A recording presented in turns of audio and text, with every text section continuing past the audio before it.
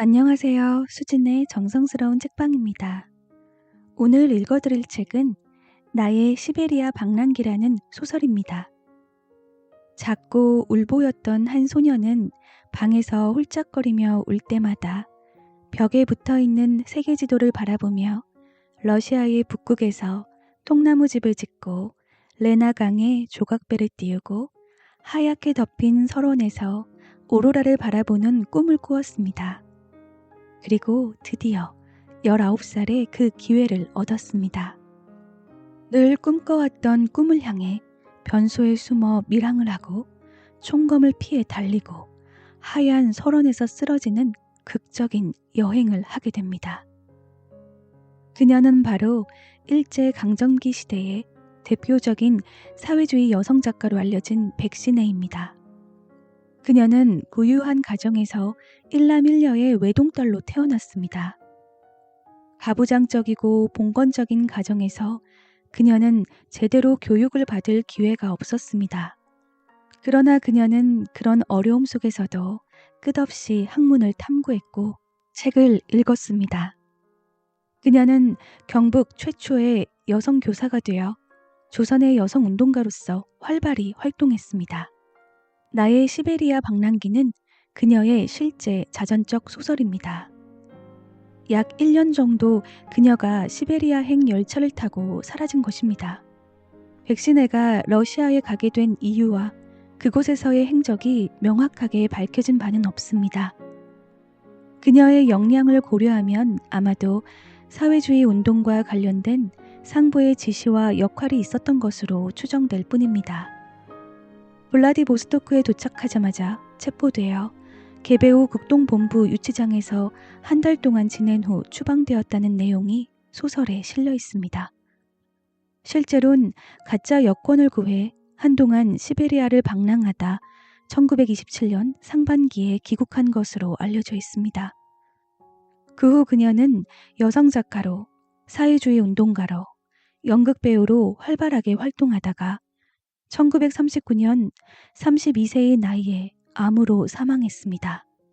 그녀는 러시아, 일본, 중국 등 당시의 세계사적인 공간을 경험했고 이를 작품에 녹여낸 색다른 경험의 작가였습니다. 소설을 읽으며 생생한 표현과 묘사가 마치 영화를 보는 듯 했습니다. 그녀의 눈으로 바라보는 시베리아가 저의 눈에도 펼쳐졌으며 무섭고 처참했던 시대 속에서 그녀를 도와주는 러시아 병사의 모습에 따뜻한 감동도 느껴졌습니다. 소설 마지막 부분에 금야부지아 처숙, 평사만리 절인년이라는 말이 나옵니다. 변방의 광활한 사막 한가운데서 인적이 끊어진 고독과 불안함을 절절하게 드러내는 표현입니다. 19살의 작은 여인이 그곳에서 겪었을 외로움과 불안함이 얼마나 컸을지 상상이 되지 않습니다. 그녀는 작은 여인이었지만 강인하고 대담한 마음속에 거대한 불꽃을 지닌 열정적인 사람이었습니다.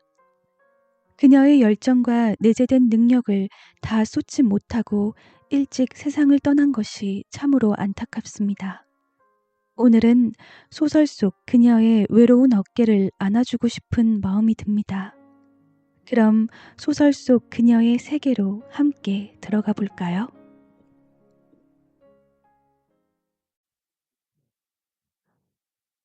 나의 시베리아 방랑기, 백신혜. 나는 어렸을 때 쟈이라는 귀여운 이름을 갖고 있었다. 그러나 개구쟁이 오빠는 언제나 야, 잠자리 하고 나를 불렀다. 호리호리한 봄에 눈만 몹시 컸기 때문에 불린 별명이었다. 나는 속이 상했지만 오빠한테 싸움을 걸 수도 없어서 혼자 구석에서 홀짝홀짝 울곤 했다. 울고 있으면 어머니는 또 울보라고 놀리셔서 점점 더 옥생각하여 하루 종일 홀짝거리며 구석에 쪼그리고 있었다.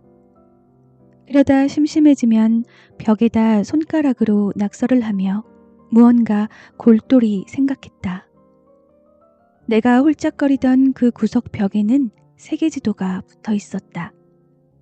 나는 언제부터인가 홀짝홀짝 울 때면 마음을 달래기 위해 그 지도 위에 선을 그으며 여기는 미국, 우리 집은 이런 데 있구나 하며 혼자 재미있어 했다. 그럴 때 누군가가 러시아를 가리키며 여기는 북극이라 사람이 살 수 없단다. 낮에도 어두컴컴하지. 그리고 오로라를 볼 수 있단다. 라고 말해주었다. 나는 북극, 오로라, 낮에도 어둡다 라는 말에 어머, 멋있는 나라겠다 라고 생각했다. 13세 소녀의 꿈은 끝없이 펼쳐졌다. 그때부터 나의 홀짝홀짝 구석에 붙어있는 세계지도는 내 생활의 전부인 듯이 생각되었다. 북극, 오로라만이 아니라 레나 강도 찾아내었고 바이칼 호도, 우랄산도 나의 아름다운 꿈속에서 동경의 대상이 되어버렸다. 언젠가 꼭 레나강에 조각배를 띄우고 강변에는 자작나무로 된 통나무 집을 짓고 눈이 하얗게 덮인 설원을 걸으며 아름다운 오로라를 바라볼 거야. 그리고 초라한 방랑시인이 되어 우랄산을 넘을 땐 새빨간 보석 루비를 찾아 볼가의 뱃노래를 멀리서 들을 거야. 라는 뱃노래를 멀리서 듣는다. 내 머릿속은 공상의 즐거움으로 가득했다. 어떻게 나 같은 울보 잠자리가 누가 봐도 어울리지 않는 이런 꿈에 젖었는지 조금 이상하다. 정말로 나는 이상한 여자애였다. 이 이상한 여자애에게도 시간은 흐르고 세월은 쌓여 19살의 봄을, 아니 19살의 가을을 맞이했다. 드디어 찬스가 왔다. 감상의 오랜 꿈은 빨간 열매로 익어 작은 손가방 하나를 든 소녀 여행자가 된 것이다. 누가 알았을까? 이 소녀가 바로 행복과 애정으로 가득한 따뜻한 가정을 빠져나온 마음 약한 잠자리란 것을. 게다가 난 페르시안 고양이처럼 얌전한 모습을 한 채 허용될 수 없는 모험에 가슴을 콩닥거리며 홀짝홀짝 울며 길러온 꿈을 향해 정신없이 달려나갔다. 밤중에 고향을 나올 때 병든 친구의 임종을 지키기 위해서라고 난생 처음 어머니에게 거짓말을 했다. 원산에서 배로 웅기까지 가는 동안 짧은 단발머리를 볼품없이 틀어 올려 시골 여자애로 변장을 했다. 배가 웅기항으로 들어갈 때 선객은 모두 내릴 준비로 분주했지만 나는 재빨리 폼을 감출 장소를 찾느라 분주했다. 마침내 선객들이 내리기 시작하자 나는 초조한 마음을 견딜 수가 없었다. 그때 옆에서 누가 보았다면 내 눈은 새빨갰을 것이다. 그렇지. 하선객 속에 섞여 있던 내 눈에 갑자기 띄어든 것은 변소였다. 그래서 변소 안에 숨어 배가 가는 곳까지 어디라도 가자. 만약 도중에 들키면 그뿐이다. 라고 마음을 정해버렸다. 어떻게 그렇게 대담했을까? 그로부터 5시간 웅기항에서 닻을 올리기까지 변소 안에 쭈그리고 앉은 채 숨을 죽이고 있었다. 다리가 저려오고 아니 막대기가 되었다가 돌이 되고 그리고는 어떻게 됐는지 무엇이 됐는지 알 수 없었다. 수상경찰의 선내 검사가 끝나고 배는 닻을 올리기 시작했다. 다행히 수상경찰의 눈은 벗어날 수가 있었다. 그 날카로운 경찰들도 변소 안에 페르시안 고양이로 변한 잠자리가 숨어있는 것은 알아차리지 못한 것 같다. 이것으로 첫 난관은 무사히 통과한 셈이지만 앞으로가 문제일 수밖에 없었다. 웅기항을 출발하여 잠시 지난 후 누군가가 변소 안에 들어오는 것 같아 숨을 죽이고 귀를 나팔처럼 벌려 바짝 기울였다. 으흠! 들어온 사람은 크게 헛기침을 하고 문을 노크했다. 나는 눈을 감고 나무 아미타불 일어서려 뭐가 되어버린 건지 모를 정도로 저린 다리가 말을 듣지 않았다. 문이 확 열렸다. 문짝 뒤로부터 그 사람 가슴 속으로 뛰어드는 애인처럼 쓰러져 버렸다. 그 사람은 놀라서 잠시 말도 안 나오는 듯 입을 다물고 있었다. 부탁입니다. 살려주세요. 내 부모님은 러시아에 있습니다. 제발 러시아에 가게 해주세요. 라고 터무니없는 거짓말을 하고 눈물까지 흘렸다. 눈물은 정말로 나온 것인지도 모른다. 안 돼요. 밀항하는 걸 들키면 죽어요. 그 사람은 가장 먼저 이 말을 하고 무서운 얼굴을 했다. 하지만 민첩한 내 눈에 비친 그는 젊은 남자로 아름다울 리 없는 삼등실 보이의 면상이었다. 하지만 그런 사치스런 생각을 할 때가 아니었다. 다만 무작정, 정말로 무작정 한시라도 빨리 구출받고 싶다는 일심으로 열심히 내가 어여쁜 처녀라는 것을 알리고자 안달을 했다. 여자만의 무기, 그것을 가지고 그 남자를 극복하고자 하는 무서운 생각이었다. 아, 용맹스런 세상의 젊은 남성들이여. 이렇게도 약한 인종인가? 라고 탄식할 마음의 여유는 없었지만 나는 아무튼 승리를 쟁취했다. 최후의 장면이 닥친다면 그때는 또 제2의 여자의 무기가 있다. 그래서 나는 두려워하지 않았다. 유복한 가정의 외동딸, 게다가 청순하고 허위를 모른다. 나한테 반했으니 장래에는 이런 삼등실 보이 따위는 우습지. 당당한 사위가 되는 거다. 라고 그가 진심으로 자각하게까지 유도해가는 것. 이건 그리 노력하지 않아도 가능한 일이다. 왜냐하면 나는 그때 정말로 순수한 처녀였고 아름다웠으니까. 그는 무지하기 때문에 이런 나의 본질을 알아도 멍청하게 속아 넘어갈 것이다. 그래서 나는 변소 안에서 선실 아래로 철 계단을 따라 내려가 배짐과 함께 밀항쥐가 되었다. 그는 나를 선녀처럼 대하며 더구나 사랑을 동경하면서 먹을 것까지 갖다 주고 위로해 주었다. 그의 뒷모습을 보며 혀를 쑥 내밀 정도로 달아 빠지진 않았지만 아무튼 재미있어 견딜 수가 없었다. 새까만 선적, 귓속에서 부서지는 파도 소리에 심장은 기쁨으로 떨렸다. 시간은 흘러 10여 시간 뒤 드디어 배는 블라디보스토크에 도착하는 것 같았다. 그 보이의 마지막 경고를 받게 되었다. 난 모릅니다. 곧 개베오의 군인이 조사하러 올 겁니다. 그때 들켜도 내 말은 하지 마세요. 들켜도 정말 난 몰라요. 라고 말하는 그의 얼굴이 어둠 속에서도 파랗게 질린 듯이 느껴졌다. 물론 내 간도 콩알만해졌다. 잠시 후 시끄러운 구두 소리와 함께 개베오 군인이 직접 배 안을 조사하기 시작했다. 나는 각오를 단단히 했다.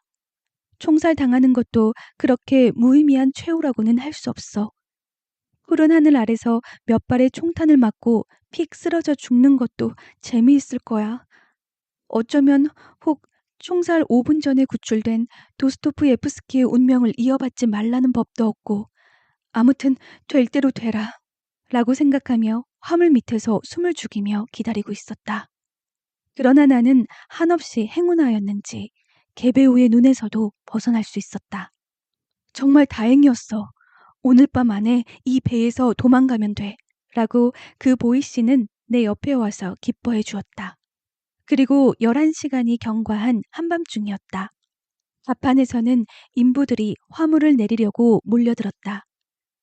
나는 남자 모습으로 변장하고 인부 속에 섞여 들어가 그 보이 씨에게 1금 30원을 답례로 건네고 갑판에서 무려 17, 8척 아래에 있는 선창을 향해 두 눈을 꼭 감고 펄쩍 뛰어내렸다.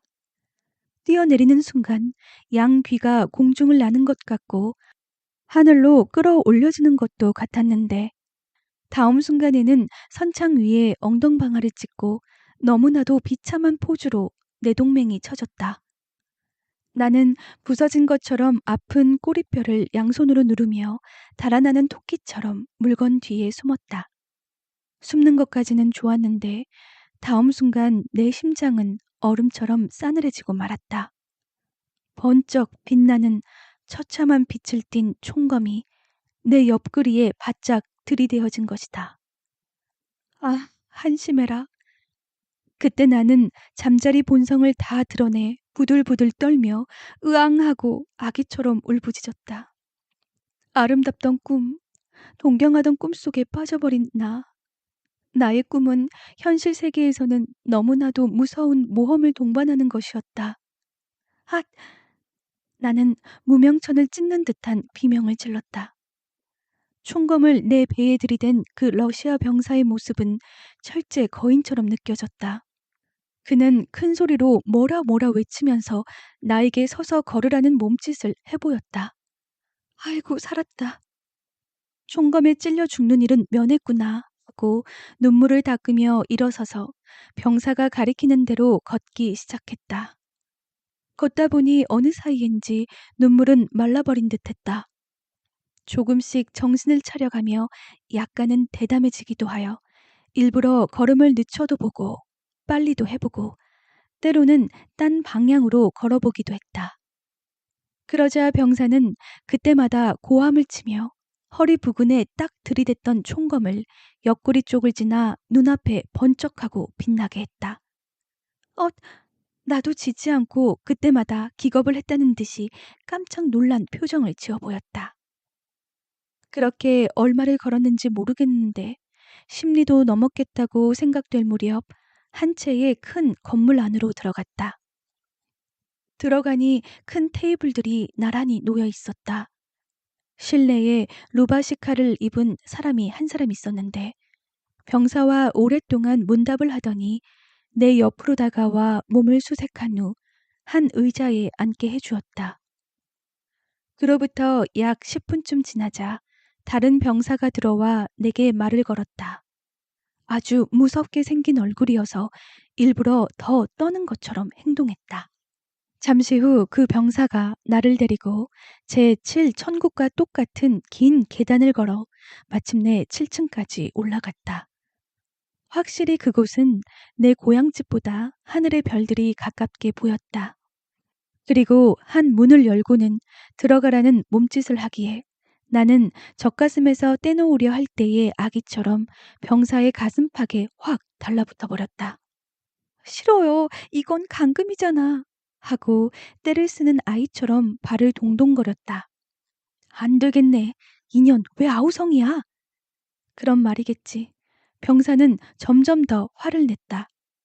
그때 문득 보니 병사의 모자 가장자리에 커다란 빈대가 유유히 산보를 하고 있어. 나는 깜짝 놀라 병사에게서 떨어져 들어가라는 방으로 뛰어 들어가 버렸다.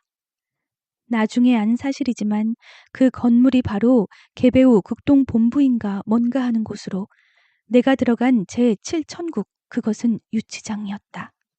매일 높은 창문에서 아랫길을 내려다보면 조선 옷이나 기모노 모습은 한 사람도 섞여 있지 않았다. 양복을 입은 사람뿐이어서 나는 비로소 조국에서 멀리 떨어져 있는 것을 실감했다. 더구나 철창에 갇힌 몸이라고 하는 잠자리의 공포가 깊어갔다. 만 한 달. 그 후 어느 날 두 사람이 병사에 호송되어 배에 태워진 채 3시간을 갔다. 끌려 내린 후 보니 산에 둘러싸인 목가적 정서가 넘치는 시베리아풍의 작은 항구였다. 무성한 풀숲 속에 빨간 깃발이 세워진 하얀 건물 안에 다시 갇혀버렸다. 거기서 7일간 철창은 부러지거나 굽어 있어 밤에 달이 뜨면 철창 밖으로 보이는 설경에 가슴이 어는 것 같았다. 아침과 저녁에 한 번씩 검은 빵을 한 근씩 나누어 주고 대소변을 보게 밖으로 데리고 나갔다. 나는 밖에 나가는 것이 좋아서 그때마다 밖으로 나갔다. 넓은 들판에 제각각 자리를 잡고 마음대로 용변을 보는 광경은 세계 어느 나라에서도 맛볼 수 없는 유머이다. 정해진 변소가 없다. 변소를 정해서 냄새를 참아가며 용변을 볼 필요가 없는 것이다.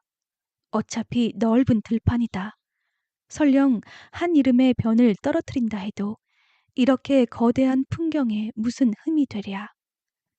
더구나 달밤에 달을 바라보며 총검을 든 보초병을 세워놓고 천천히 용변을 보고 있노라면 들똥맛이라고 하면 좀 이상하겠지만 일종의 상쾌함을 느끼는 것이었다.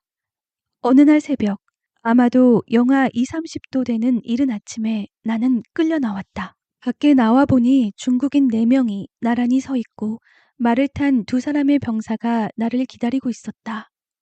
걸어. 러시아어 호령 한마디에 4사람의 중국인 뒤에 줄을 서 나도 걷기 시작했다. 어디로 가는 거지? 나는 묵묵히 그저 걸었다. 넓고 넓은 시베리아에 라는 노랫말 그대로인 넓고 넓은 설원을 지나 황량한 언덕과 산을 걸어서 넘었다. 말을 탄 2병사는 목소리를 맞춰 소리 높여 노래를 불렀다. 그 노래는 황량한 풍경과 너무나 잘 어울려 나도 모르게 뚝뚝 눈물이 흘러내렸다. 눈물은 닦지 않아도 거센 찬바람이 가지고 가버렸다. 3~40리나 걸었으리라 생각될 무렵 나는 한 언덕 아래 쓰러지고 말았다. 그러자 2병사가 뛰어내려 뭐라고 서로 외치더니 그중 젊은 쪽이 나를 가볍게 들어안고 말을 탔다. 나는 어렸을 때 아버지에게 안겨 말을 타본 적은 있지만 시베리아의 넓은 설원을 러시아 병사에게 안겨 말을 타고 지나는 느낌은 뭐라 표현할 수가 없다. 한 손에는 말굽비를, 한 손에는 나를, 그리고 4명의 중국인은 병든 노예처럼 뒤를 따른다. 마치 서부활극의 한 장면 같기도 했다. 말만 통했다면 그때의 병사와 나는 아주 멋진 말들을 속삭였을지 모른다. 하지만 그는 때때로 나를 꽉 안으며 빙긋 웃어 보였고 나는 그에 답하여 살짝 흘기는 눈짓을 보일 뿐이었다. 그것은 달콤한 시간이었다. 아, 10수년간 혼자 홀짝거리며 깊어간 꿈. 그 꿈이 이루어진 아름다운 현실이기도 했다. 활락은 짧고 애상은 길다. 그 말 그대로 짧은 겨울날은 저물어갔다. 이별할 때가 왔소 라고 말하는 듯 병사의 눈은 어두워져 갔다. 넓은 들도 언덕도 산도 모두 지났고 지금은 무성한 쌀이나무 숲속으로 들어가고 있다. 그곳은 소련과 만주의 국경에 가까운 곳으로 나는 그 국경에서 이 병사의 손에 의해 추방되는 거라는 걸 알았다. 얼마 동안 그 쌀이나무 숲길을 가더니 병사는 이렇게 말했다. 이 숲 동쪽에 강이 흐르고 있어. 그 강을 따라 내려가면 한 채의 조선 농가가 있어. 거기서 도움을 받으시오. 나도 뒤에 가겠소. 라고. 러시아어를 몇 마디밖에 모르는 내가 이것을 이해하기까지는 10분 이상이 걸렸다. 거기서 나는 말에서 내려져 혼자 오독하니 쌀이숲에 남겨지고 다른 사람들은 그대로 전진하여 가버렸다.